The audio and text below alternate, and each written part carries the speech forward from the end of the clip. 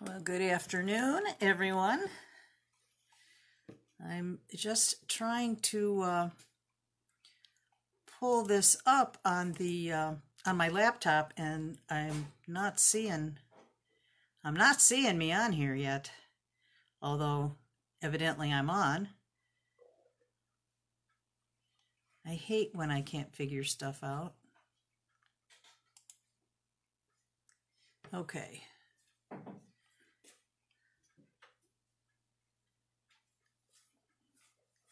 I'm not seeing it. Okay. Hey, you guys. Hey, Deb, Suni, Nancy, Jazz.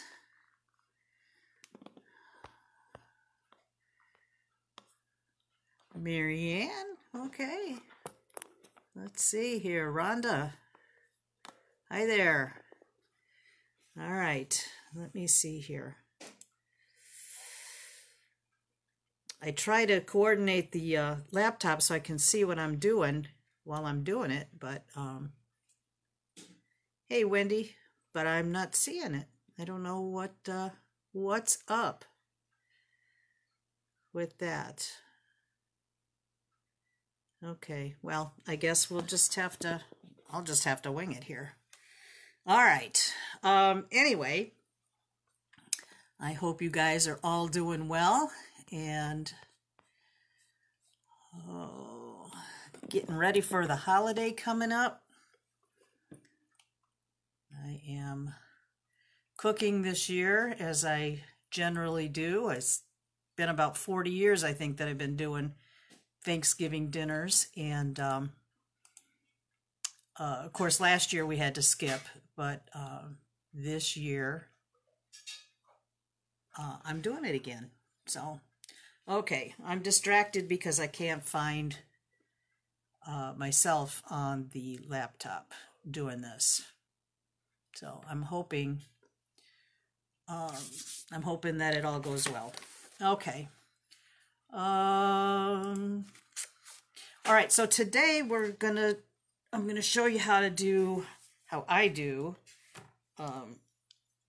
this fine silver elongated bracelet. This is where I need my laptop so I can see if I'm in the frame or not. And evidently I can't see that. So you guys will have to tell me if I'm not in frame, I guess. Although I can't see your comments because the camera's pointing downwards.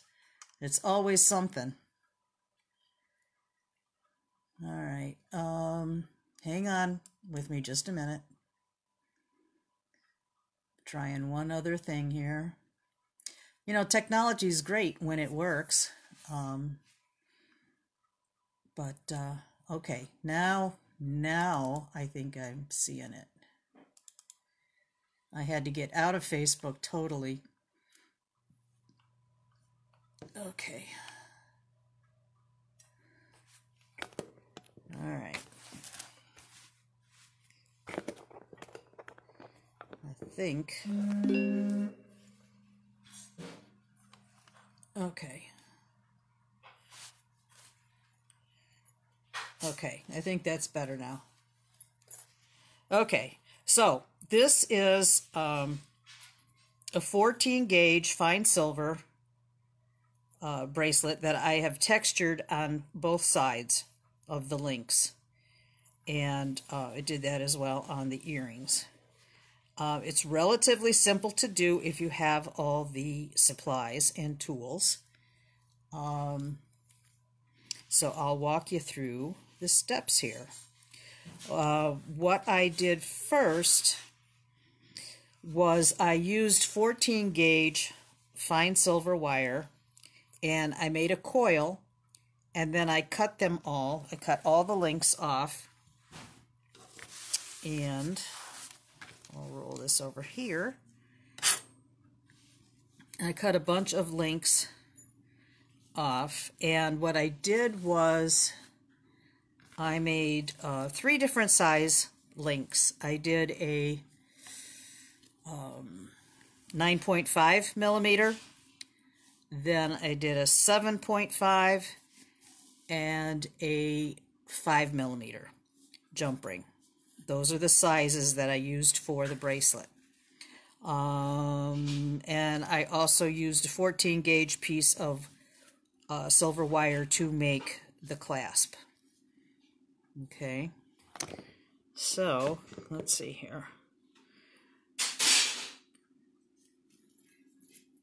All right, so for those of you who do some of this stuff, you make a coil with the silver wire just like you do jump rings, and I sawed them each individually, sawed them individually off of the coil, and then I soldered these larger loops or links and left the other ones because the 5 millimeter ones are going to be the connecting. They're going to be the connecting jump rings to these pieces. Okay. And for this project, I am using Rolling Mill Resources texture papers, and I'm going to be putting my soldered links on the texture paper and then putting another layer over the top and then rolling this through the rolling mill to get the texture on both sides at the same time.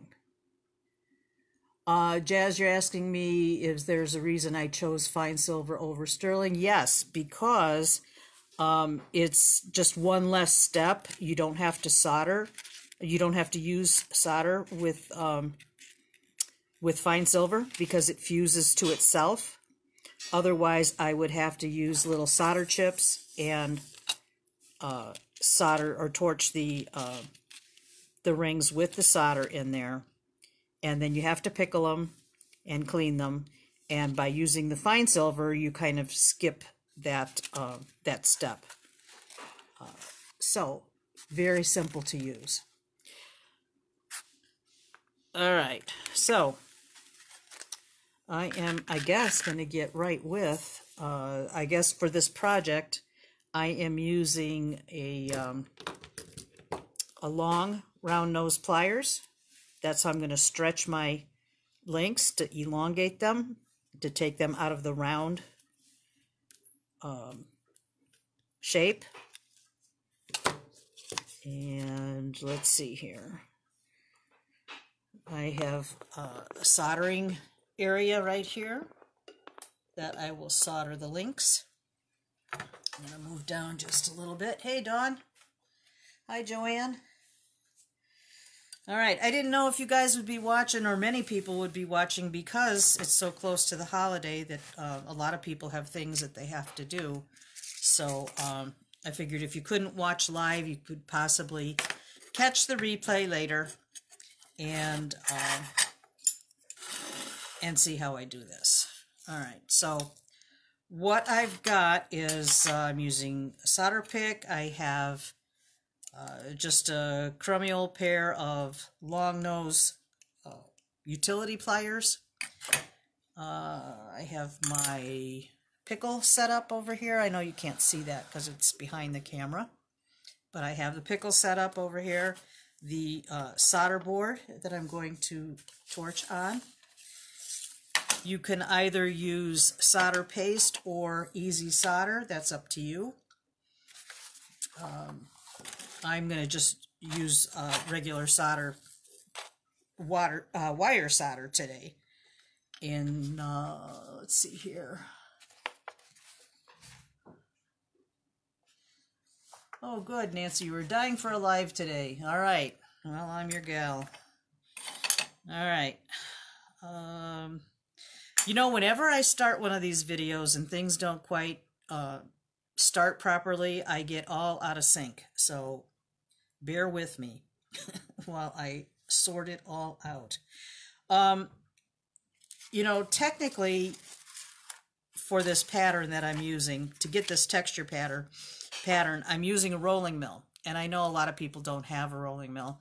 So you can either, if you have texture plates though, you can get your texture by using a texture plate and hammer, what I did was I took 2 texture plates. I'll show you that later, but you can get your texture that way, or you can use design stamps or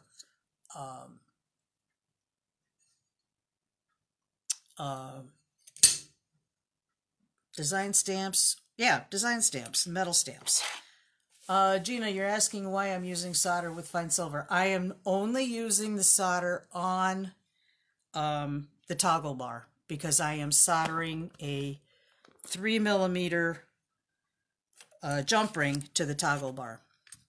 I don't like to use the fine silver for, to torch the fine silver for 3mm because it seems like it's just too easy to annihilate it. I seem to do that. So I'm not using the solder for these rings. I didn't explain myself.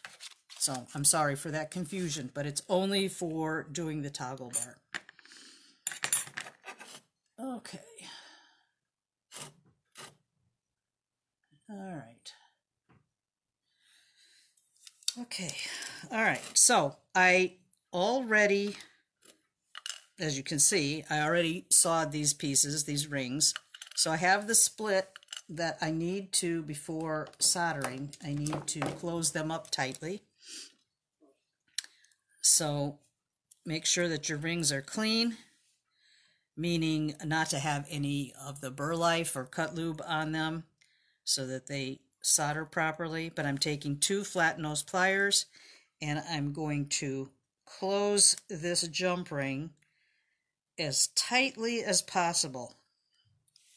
You don't want to see any daylight or space between the 2 sides.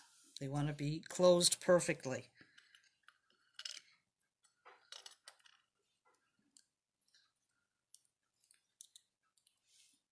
And a lot of times to get that nice tight closure is you kind of overextend the jump ring and then pull it back, and then it generally snaps right into place or into alignment right there.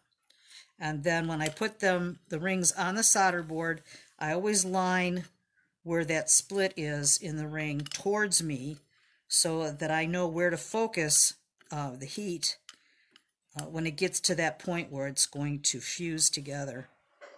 Instead of looking around for it, I know that it's right in front of me. Okay. Most of the time, I will, after I cut jump rings, I will put them, either run them in under really hot water, or I'll tumble them for a few minutes just to get any cut lube or burr life residue off of the silver, just to make sure that the soldering works. Now this one, I guess I closed this one earlier. You see what I'm doing? Overextend it and then pull it back.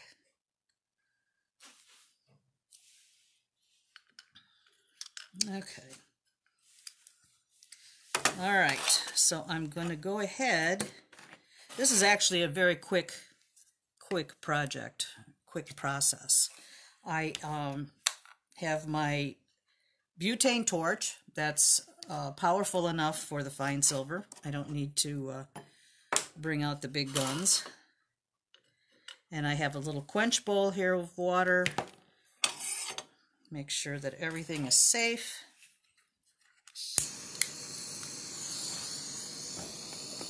See if you can, how well you can see.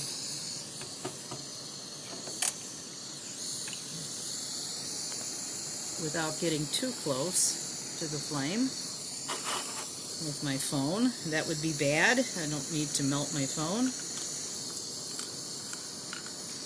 Alright, so I'm just going to circulate the flame over the silver ring. You want to get it warm entirely. I should actually use my right hand here. And I'm just circulating. And the silver kind of turns a little bit whitish at first, and then it gets real silvery, like liquidy almost looking, but you don't want it to get liquid or you'll be melting it. So as we get to the closer melting point here, I'm going to just see how that changed? I'm just going to zero in and kind of fan my flame over. And I generally turn it over. You don't always have to do that, but I just want to make sure that I got that fused on both sides properly. But you have to be very quick in and out, or you can melt your ring. I'm going to quench it, dip it in the water,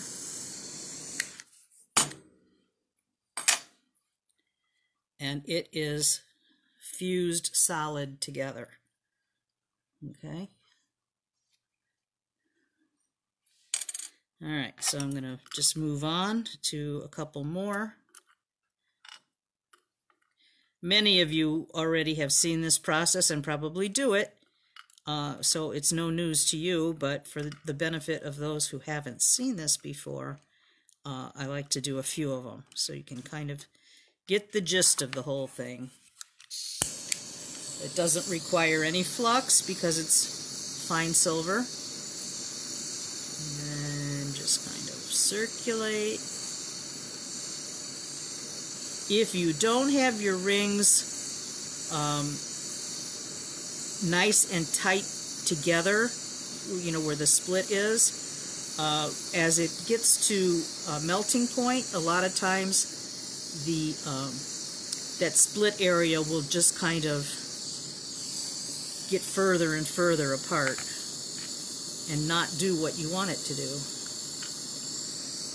I'm not sure if I explained that right, but if I do one of those, then you'll see.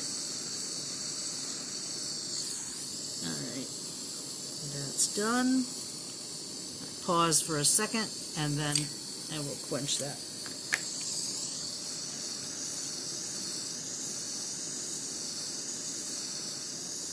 Circulate that heat.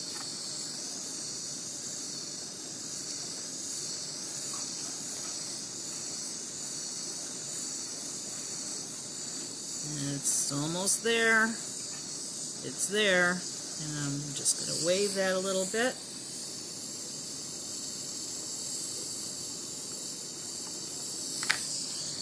And just give it a little hit on the back. I've noticed a few times when I've fused the rings, you know, the front side that I'm doing looks great, and then the back side really wasn't quite fused all the way. So it's better to just take care of it all at once when you're doing it.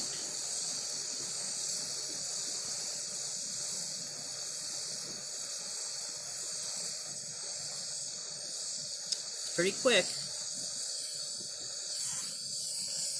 Just want to have a light touch on that when it starts to get liquidy, because the next thing you're going to have is a blob. That actually is pretty good, but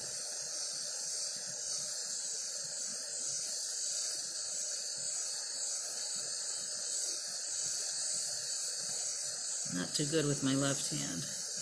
Okay. There we go.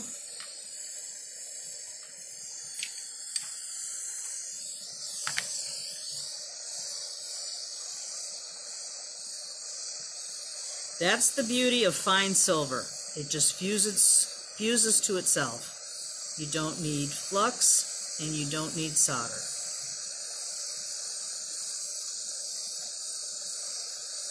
And they don't turn black like it would if you heated up sterling.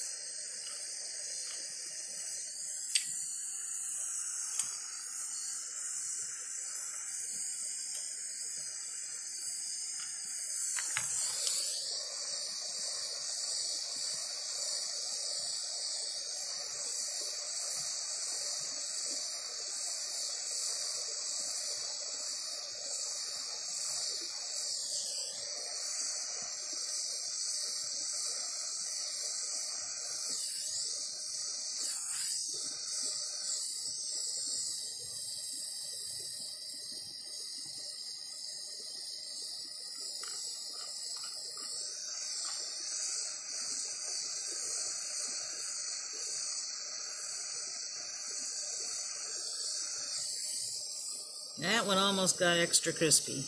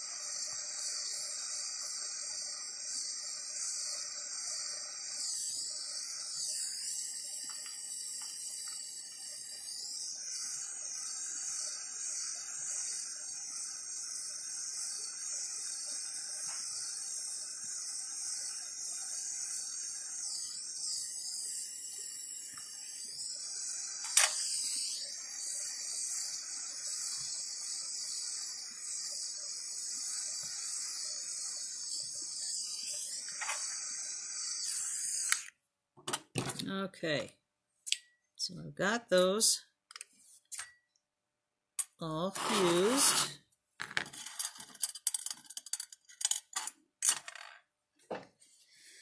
Let's see, we were interrupted a few times. All right. Hey, Gwen. Hey, Tammy. Mary, Carol. You guys, great. Glad to see we have a nice bunch here today. Like I said earlier, I didn't know who was going to be available to watch. All right, so these are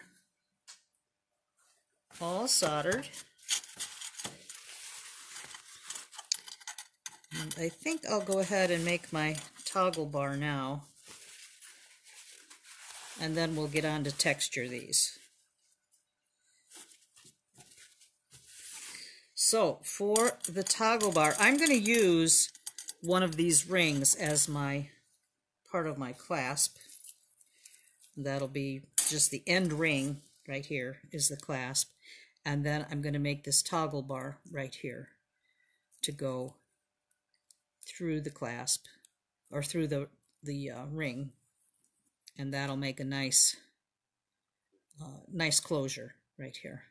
The thing with toggle bars and these rings is you just have to make sure that you make the toggle bar long enough that it's not going to slip through when you're wearing this, that there's no way that like one end will go through and then you could lose your bracelet.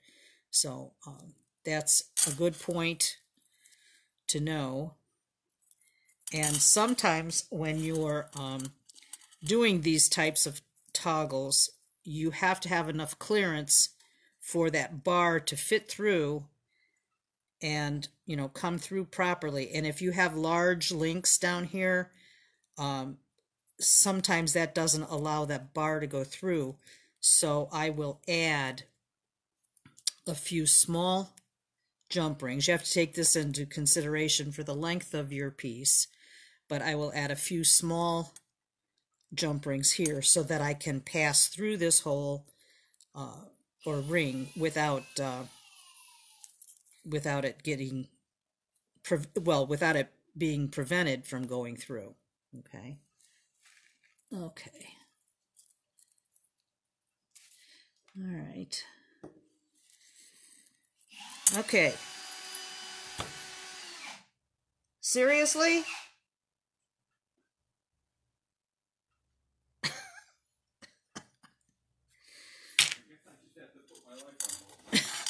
Okay. All right, so I'm making this toggle bar and I am using 1 1/4 inches of 14 gauge fine silver. That seems to be the right measurement, at least for the size ring that I'm using. So I'm going to measure 1 1/4 and cut that off.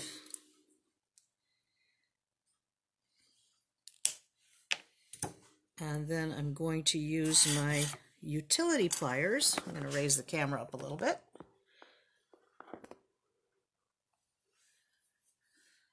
All right. Where's my, oh, here they are. All right, so I'm going to hold the silver with my utility pliers, and I'm going to ball the ends of the wire.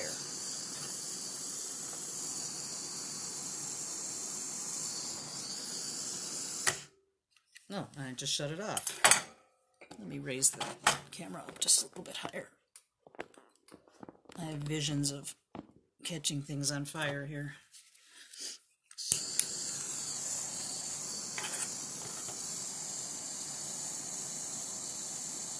This is just how I do it. You know, not everybody holds their torch like this, but I found that this works good for me, so I'm sticking with it.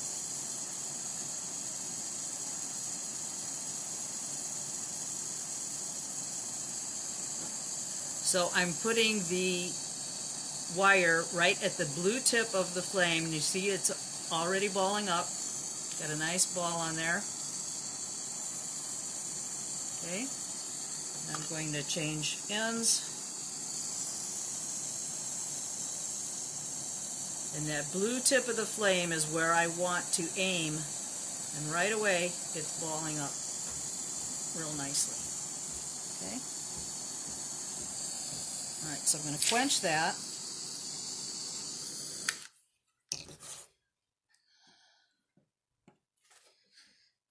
Okay. And I got a little schmutz on here from the pliers. That should not have happened. But my pliers were dirty, evidently. All right, so let's see if I can just file that off.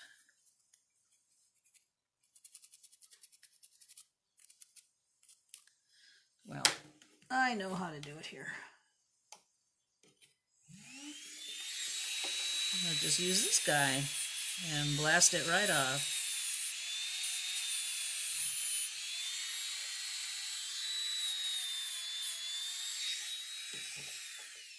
All right, so that's that. All right, let me bring this back down here. And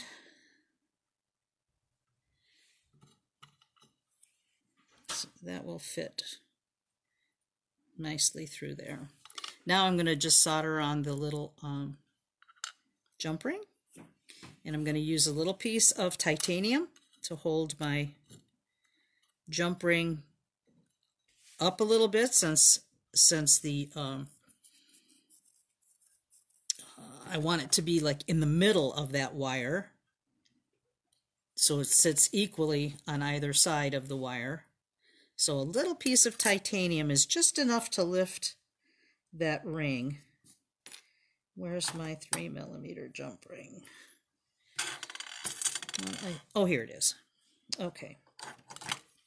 So I'm going to line, and like I said, I'm using this sterling silver for this ring because it just seems like I melt the fine silver ones when they're this small. So you can do it either way you like. And I just kind of eyeball where the center of this bar is, and I've got the split of the jump ring right up against the metal here. And I'm going to put some flux on here. Oh, now this is going to be plugged up.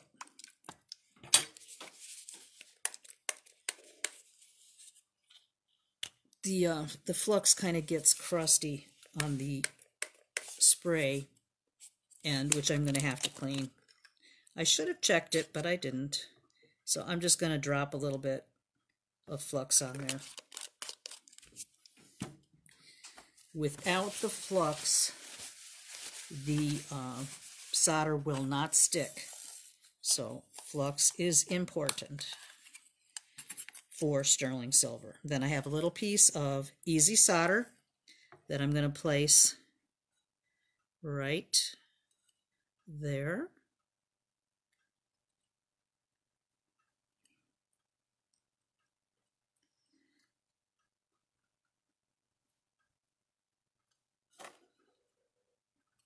That's where sometimes where solder paste really comes in handy is, you know, it just butts up against the piece and keeps everything together. But I didn't want to drag out my fume extractor and all that, so for just this one little thing. So I'm just going to put that there. All right.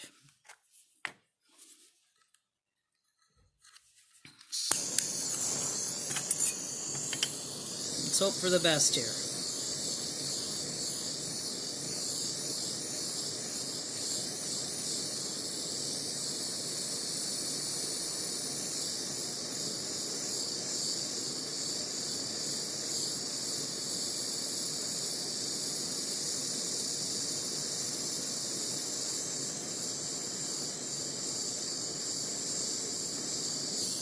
And there it melted.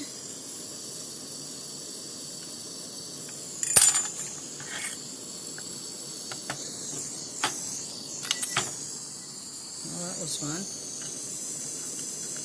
And I'm just checking the other side to make sure that it flowed on both sides, and it did.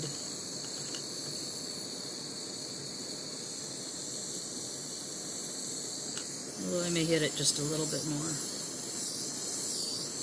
I dropped my piece of titanium on the floor. In a perfect world, none of this stuff would happen, especially when you're being recorded. All right. And see how the sterling silver turns dark compared to the fine silver? And that's why you have to pickle it. For anyone who's not aware, you have to put it in the pickle, which will take that dark off. So I'm just quenching this, and then I'm going to put this in my pickle jar.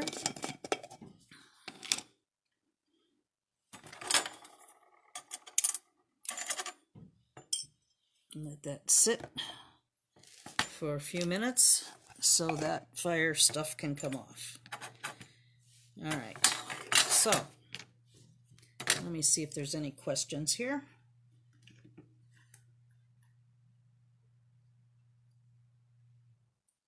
Yeah, it is magic, Gwen. It certainly is. Yeah, I think he's pissed at me now. He went upstairs. So oh well. What can I say? Yeah, he wants his own show. All right. Jazz says her balls always form lopsided and I end up having to sand it into shape. Sometimes that happens, but it's like a gravity thing. It's the way you're holding, probably the way you're holding your wire. And that's why I've found pretty good success holding mine this way.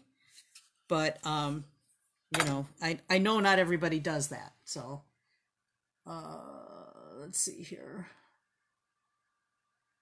But sterling does make a difference. It does.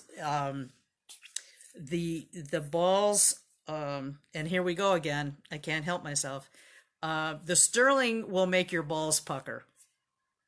And the fine silver doesn't tend to do that. So, and after watching Gwen last week with her argentium, I ordered some argentium. I've never taken the plunge because it was just like one more thing, you know, to have. And I was pretty satisfied with the fine silver.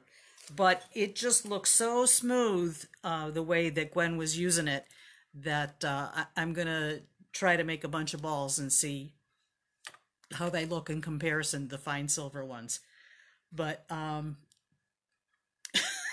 Nancy, you and me both. I've got a weird mind, I got to tell you, if you haven't figured that out yet. And I try to keep it as clean as possible because I don't really want to offend anyone, but I gotta laugh about stuff, you know, and puckered balls kinds of, you know, it kind of does it for me. So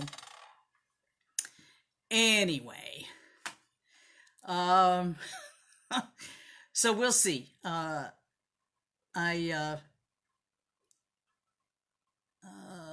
Okay, I'm just checking back here and seeing if there's any other.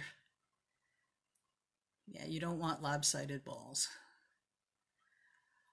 I have absolutely no experience with Argentium, but I may just do a comparison just to satisfy myself. I went through Rio.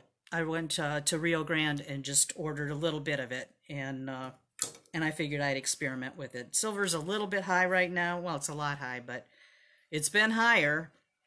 But I refrained from buying a bunch because I just want to try it out. And I still have a lot of sterling and fine silver left. So yeah, I mean, it'll strictly, Deborah, it'll strictly be an experiment because I have no experience with it. So, all right, so I've got the toggle bar in the pickle, and now I'm going to texture the rings and show you how I do that. I'm going to have to go to the rolling mill, but I'll set this up first. What I did was I took a piece of backing foam that's used a lot in the rolling mill, and I've got my pattern. This is like my favorite ever, is the root tip pattern. I don't know why I like it so much, but I do. And Sunny, I'm using the Prips. I was fortunate enough a couple of years ago to buy like a really big bottle, and I still have some. So I'm happy that I still have it. Oh, let me see here. Always get a phone call while I'm doing a live. All right, so I'm just going to get a piece of backing foam larger than my piece, and I'm using it larger because I'm using it as a vehicle to hold on to everything without it falling. This is a little tricky. I don't know if anybody else does it like this or not. This is just something I kind of figured out on my own, but I'm sure other people have done it. So I've got my fused rings, and I'm going to just do 2 at a time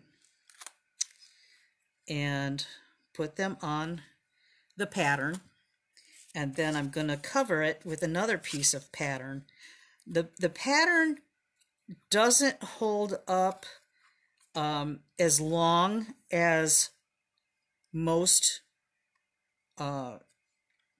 things you use them on, because these are kind of digging in to the pattern when I press them. So I can get a few presses off of each one, but the patterns will not last as long in this process as they do on others. I guess I'll do 3 since I've got enough width here. And I'm going to take it up to the top here because I don't want to waste any of my pattern. And then I'm just going to cover this up and then keep very steady and go to my rolling mill, which is behind me. And now I've dropped everything. I don't think I'm going to be able to carry the camera while I'm doing this. So maybe you can see me from behind. Sorry, I knocked the phone out of the holder. Okay. All right. Always something. Where's the rolling mill? Okay, it's right behind me. So I'm going to just walk behind here, and I've already got my rolling mill set up. So I'm just holding this very carefully and walking over to the rolling mill, and I'm feeding in, you know, an inch or so of the foam first to kind of get the feed going. And it's a light roll. It's not, I don't have my rollers very tight. It's just enough that I feel it grab and push it through, because I don't want to distort the rings very much. So let me move the camera down. And it is like magic. It really is. It's so stinking simple. You can see You can see the impression from the rings in there. And that's why I say this, doing it this way kind of disintegrates the pattern. You might get a couple of rolls over, or you can stagger your next rings over this unused portion to use it up, to use that space wisely. And you can see the pressure on the backing foam. But this absolutely textured both sides. So to me, it's just great. So these are 3 of the larger rings, and then I'll do 3 of the smaller rings. And I'm going to put them inside of the space that didn't get rolled. And move this down.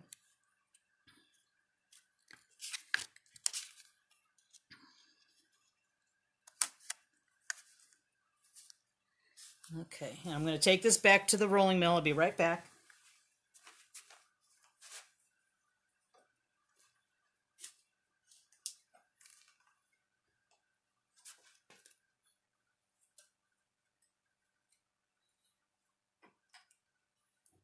Okay. All right. So I got the 3 smaller ones. Same thing. Isn't that fun? That is so easy. So those are done with the rolling mill paper, or textures. And then the other way, if you don't have a rolling mill, I was just playing with this earlier, so, you know, I know that you can hammer on these texture plates, so I wouldn't be super aggressive, but I would still use a little caution. But I'll take 3, or I don't know, I guess I'll just do 1. And I'm going to put that in an area where there's a lot of texture and cover it with another plate. Grab my hammer here, and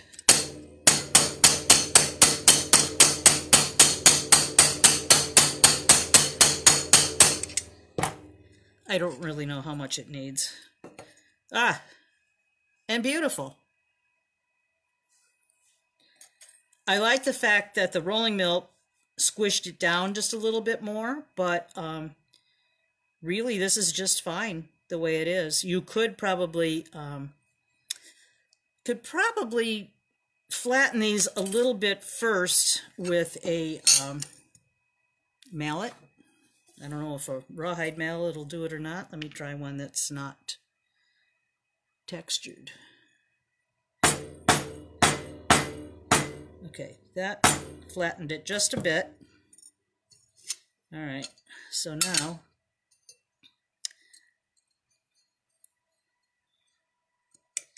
I want to hit where I put that ring.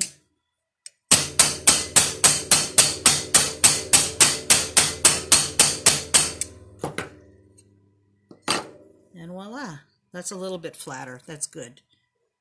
I like that. Okay, so if you can't swing a rolling mill, but you have some texture plates around, you can still get your texture on both sides doing this in this manner. Okay, any questions? Okay.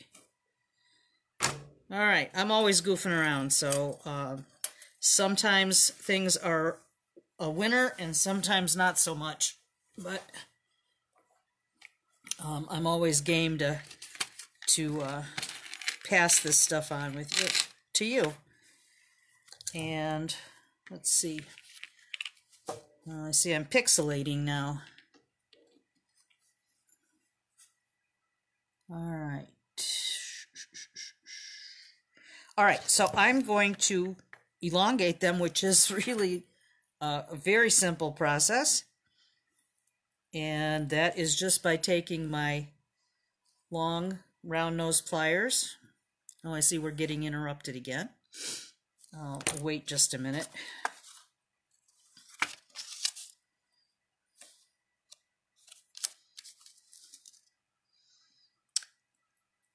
I don't know why this pixelation occurs so frequently, and it really screws it up so that you can't really see what the heck I'm doing.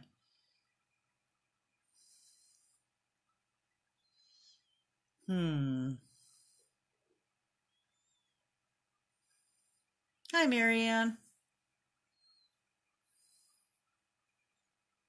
All right. Deb, you're asking me how I got so clever. How did I get so clever? I don't know. I just, I have an inquiring mind, I guess, and I'm willing to take the risk of ruining something for the sake of finding out. So it's just how my brain works. All right. So I just am taking the long round nose pliers and I'm going to put the ring inside like this, and then take my hands and pull my pliers apart.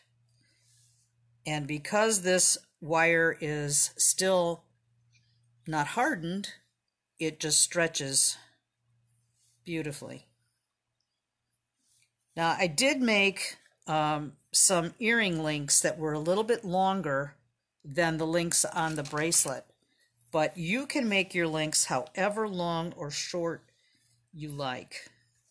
But I do try to get the sizes pretty much the same for the earring pair. And just put that in here.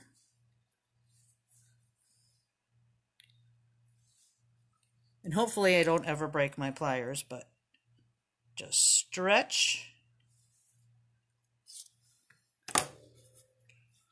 And I'll use those for the earrings. And here's a little bit smaller link. You see I have the larger link here. That's the one that I used right there, that size. And then this one is a little bit smaller. And stretch.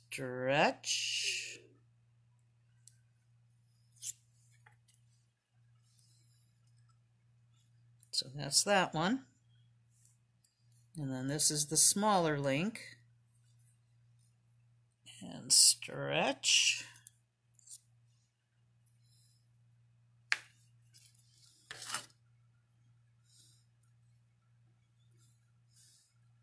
So that's a comparison of the round versus the elongated. You can see that.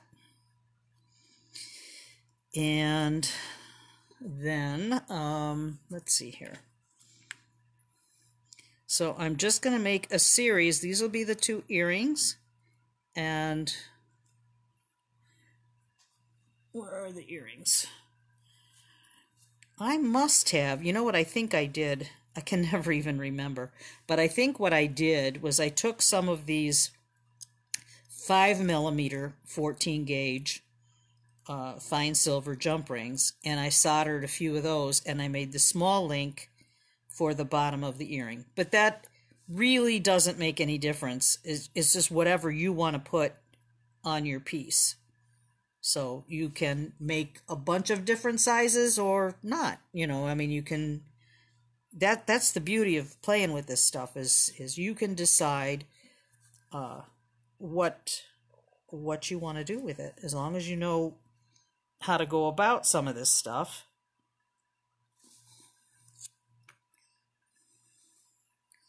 That way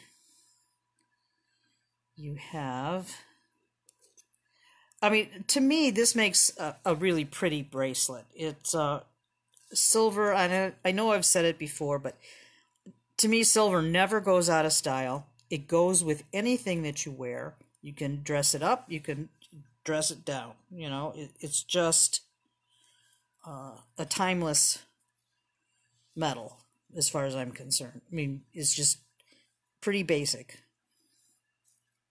And if you wanted to, in this bracelet, you could leave some links round. The whole idea behind it was, behind this demo, was to just show you this, making the elongated links, which I had never even thought to try ever before. And I don't know, something just made me realize that I could probably do this without much difficulty. And I was pleasantly surprised at how simple it was.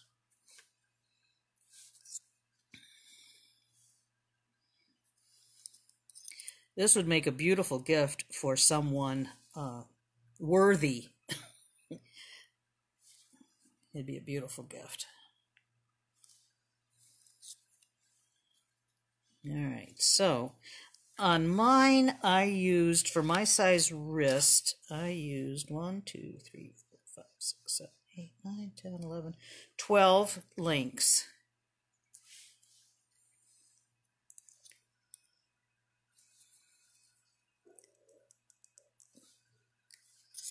And as long as you've soldered your links properly, none of these should come apart when you're stretching them.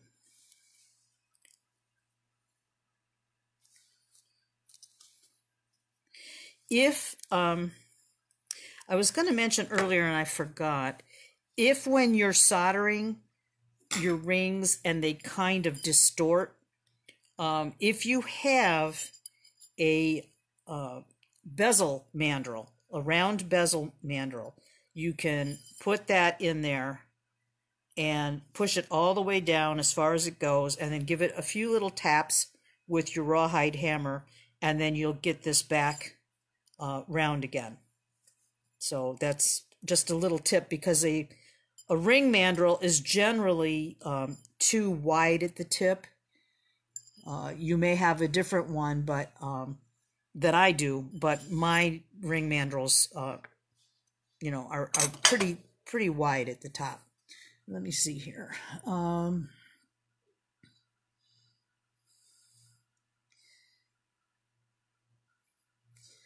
Yeah, I just don't understand with this pixelating thing.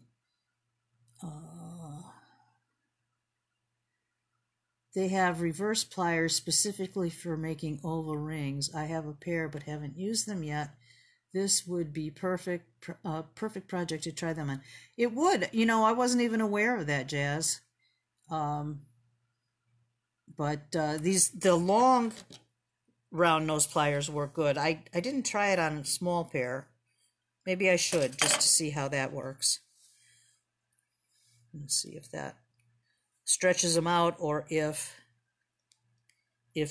these pliers are too wimpy. Let's see. No, it works. It works for the smaller link anyway. All right. All this stuff is good to know. At least I think it is. All right. All right. So then it's basically just putting your bracelet together. I've got the 5mm 14 gauge jump rings, and I'll tell you, I love them, the 14 gauge. I never made 14 gauge jump rings before to use as jump rings. I always pretty much used 18 or 16, but I thought I'd give it a shot, and I really like them. And here it doesn't matter when you're putting these together, since you've textured them on both sides, you don't have to worry about putting the right side up, because either side is correct. And then I'll get the toggle bar out of the pickle in just a minute. Oh, I can see I cut through this jump ring. Bad. sometimes that happens. You nick stuff up unintentionally. All right, make sure you get those closed real well.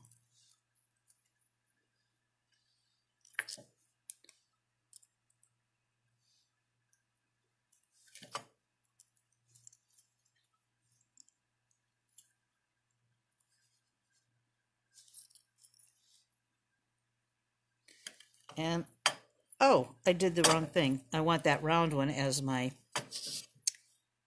added it onto the wrong side. I want the round one as my clasp end, my toggle clasp end. So I'm just alternating the longer ring and the short ring. And then I will put this in the tumbler after it's all connected. And if the length isn't quite right, you may have to kind of rethink your plan here. I know that when I was doing this one, well, let me back that up. I wanted to make sure that this end fit, and I had to add on a couple extra jump rings here, so I had to take one of these links off, and I wanted to take the smaller one. So I had to kind of rethink it, relay it out, and line it up right. Yeah, but it all worked out. It was no big deal.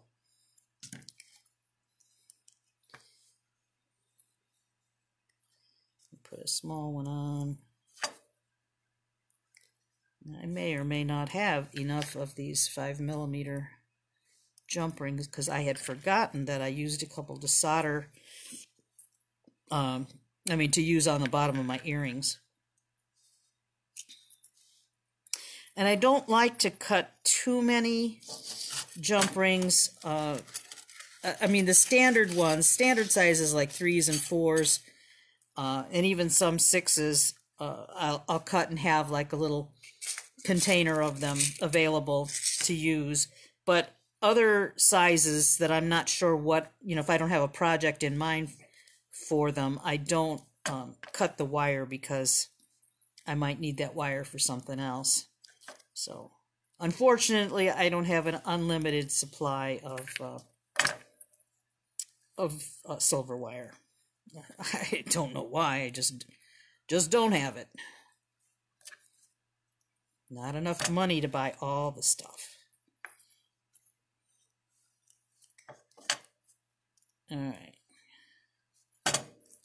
All right, so that's how that goes. All right, and then let me get the toggle bar out of the pickle. Let's see here. All right, so the pickle,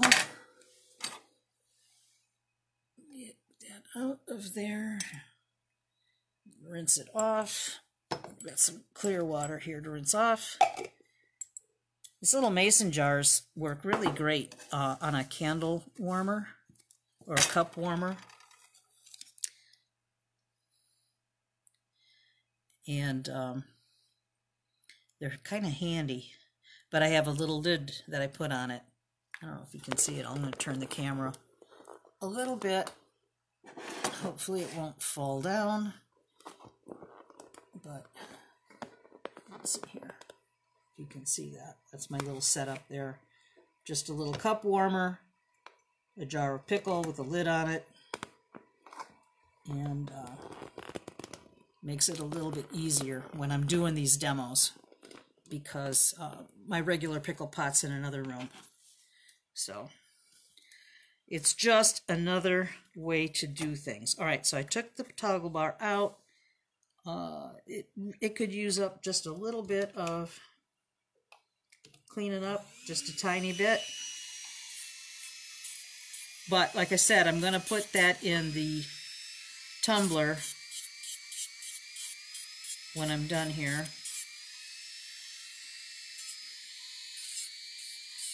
But that's soldered real nice. And I don't know how well you can see that, but That is the toggle bar. Okay, so then I will, let's see here. Well, I'm going to use this one just because it's here, but I need to, yeah, that's not going to last. That's going to break, so no, I'm not going to bother with that. Unfortunately, I don't have enough of those 5mm rings to finish this end off, but I can easily make those later. So then what I did when I got to the end is I just added a few sets of 2 4mm jump rings. I think that's, yeah, that's what they are. But I mean, if you don't have them, you could use a 3 or a 3.5 is just fine. But I wouldn't get much beyond a size 4 because then it's going to still add too much material in there to get your toggle bar through. And then the last thing I did was put on a little dingle ball here, just some little balls. I really like little things that dangle. I put that on the bottom. These were little components that I bought at some trade show. I couldn't even tell you where I got them, but it's just a little ring with some little balls hanging from there. But you could easily make your own with some 3mm silver beads and some head pins. I was going to put together something just to show you that you could do those on your own. Here they are. So in this case, I've got, since I'm only attaching a 3mm ball, pretty small, I'm just using a 1-inch head pin because I still have a bunch of them. And why, you know, you don't, if you can wire wrap relatively well, you don't need to waste like a 2-inch head pin on something so small. So I'm just going to wire wrap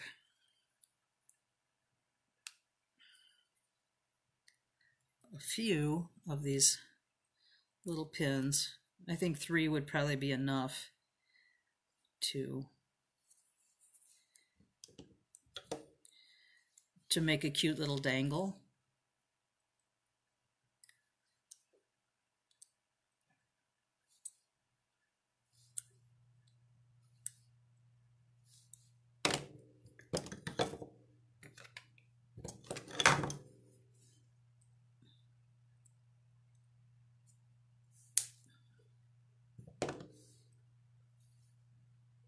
All right, make one more.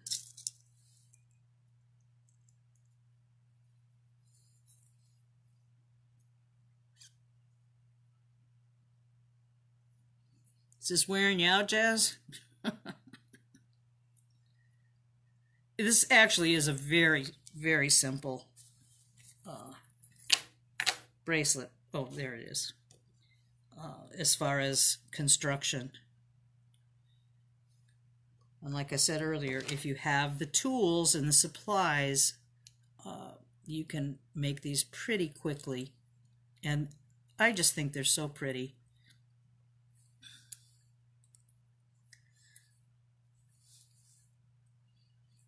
It's kind of a minimal amount of effort. All right, so I have a little jump ring here that I've got one attached to already. Just open it. Whoops. And just feed these 3 on.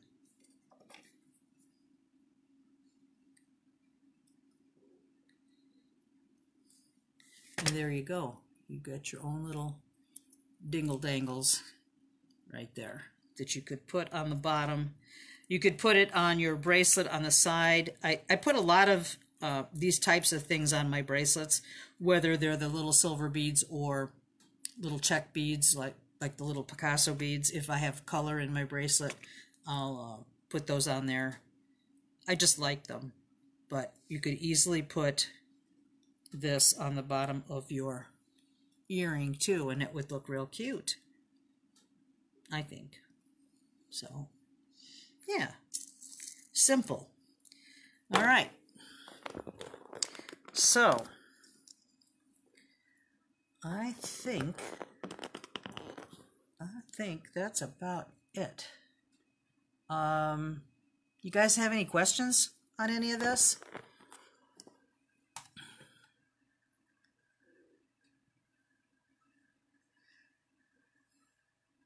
Yeah, it does, Tammy. It adds a little something fun, and I just think they're adorable. So once it's all put together, I've got to make some more jump rings, obviously. I don't know what I was thinking. I thought I had enough for the demo, but obviously I did not. But I can put it together and make another bracelet. I have so much stuff. I need to sell it is what I need to do. Because I love to keep making it. But, I mean, it's really pretty. It's easy to put on. It doesn't matter if it twists a little bit because you've got the design on both sides. But it actually lays pretty well. Some of the larger links don't necessarily lay as well, or they get twisted. But this is pretty stable the way it is. That and the earrings makes a nice set. So I will post the handout in a few minutes on the group page. I can't think if there was something else that I wanted to mention to you guys. Hang on just a second here.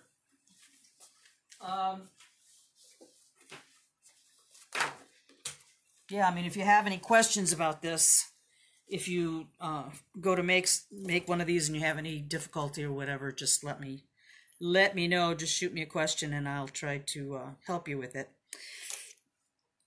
But next week, I was going to make a charm bracelet next week, but I think I'm going to do it the week after. Next week, what I decided to do is I'm going to do a comparison of the rivet tools, the 2 rivet tools that are out, one by Crafted Findings and one by the Beadsmith, the Easy Rivet maker or setter. And there's a lot of confusion with these tools as far as, well, not confusion, but there's so many different parts and attachments and stuff that it can be confusing, okay, and knowing which ones to buy, what attachments you need. I have both brands, and I've been going through them, and I put this handout together that I think will be helpful if you are in the market to buy one, or if you already have one and you're not sure what to do with it. So I'm no expert on it. I'm just telling you what I have found out from these things.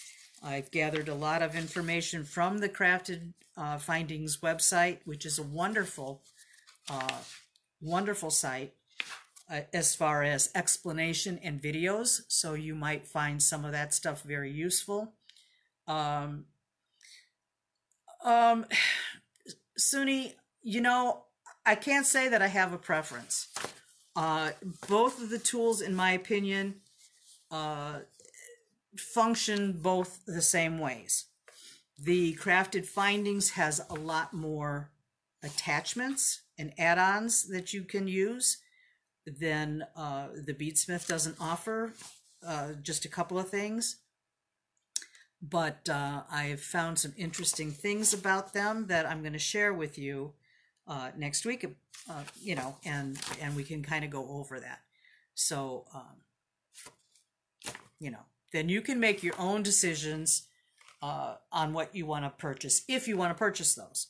I like them. I like to do traditional riveting as well, but it depends on what I'm making, what tools I want to use. So that's just another little bit of information for you. Now, I did want to mention the group project that we're going to be doing for making a charm bracelet, making charms as an exchange, charm exchange.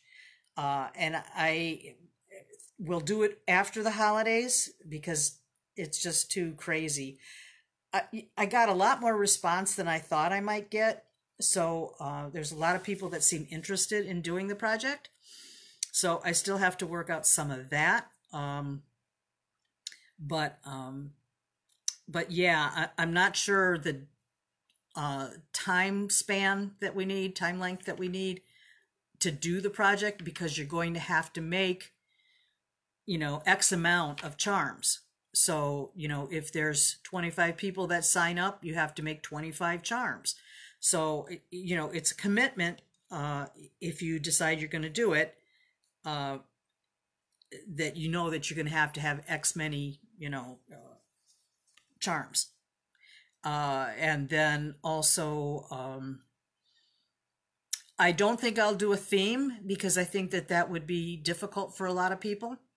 So I think just the fact that if you could use glass, you could use copper, you could use brass, you could use silver, you could do polymer clay, you could do seed beads, something to make a nice charm, not anything,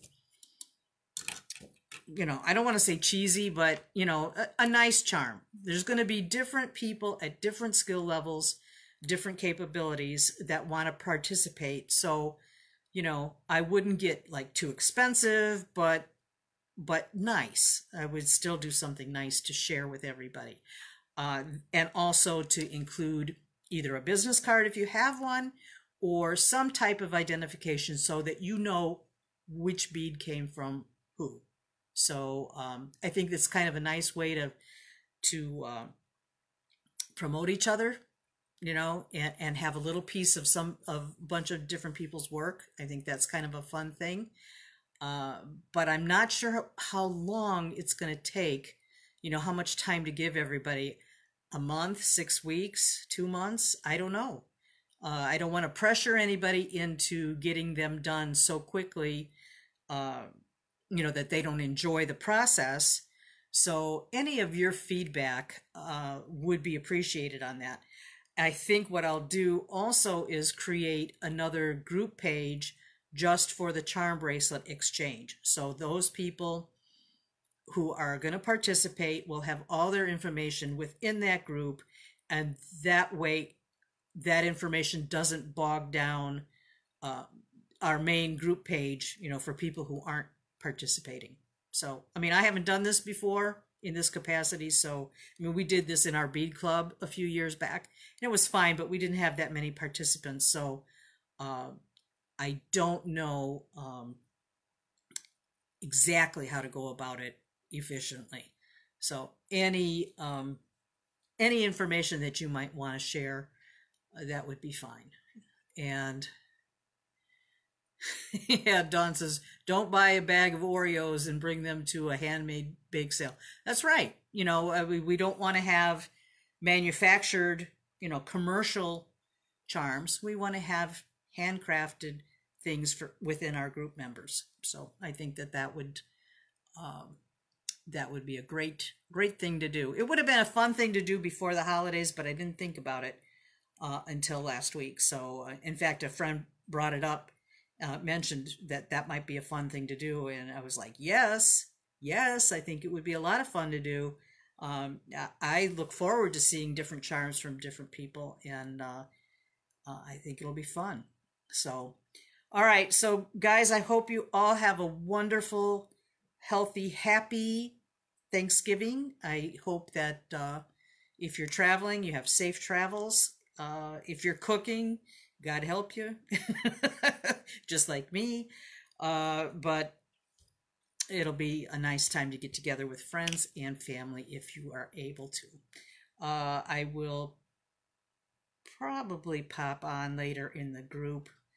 I don't know, but like I was saying with the charm bracelet thing, post away some information or tips or whatever you might have. But I'm going to go ahead and form a group, and if you are totally committed to doing it, then you can join that group and we'll go from there. That's all I can say. So, all right, guys, happy Thanksgiving. Take care. Bye-bye.